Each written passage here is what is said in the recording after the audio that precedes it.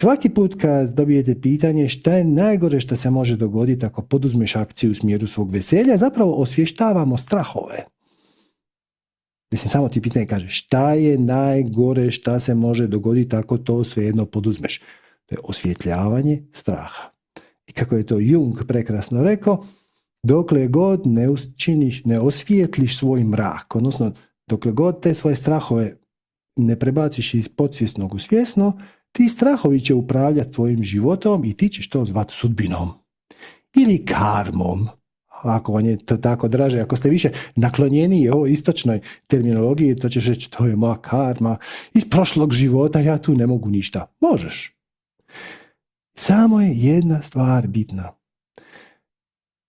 Šta te spriječava da poduzmeš akciju u smjeru svoje radosti, u smjeru svog veselja, u smjeru svoje strasti? Samo taj strah me zanima u tom trenutku.